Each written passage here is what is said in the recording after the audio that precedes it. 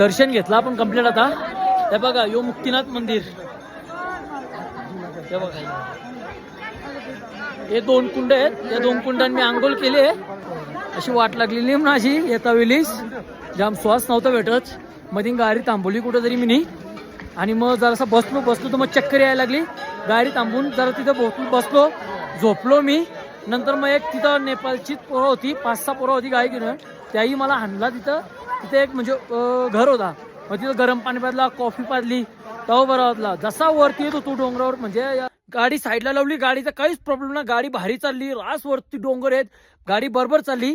तिथे येतं तर मी बसलो, गाडी साईडला लावली ना, तिथे जरा बसलो, कारण की पोटात काहीच नव्हता. सकाळी 7ला निघलो दर्शन घ्यायसाठी. मित्र भेटलं म्हणा, हे बघा ये मित्र भेटलं म्हणा. हे बघा भाई, आपका नाम क्या? नाम अजय. ये अजय. और आपका? सुदीप. और चिरान. और भाई आपका नाम क्या है? संदेश. मी तिथं झोपलेलो दिसलो, याही भाई आलं, मला विचारला का भाई काय झाले तुला, श्वास घेता नाही म्हणा, काय पण करून म्हणा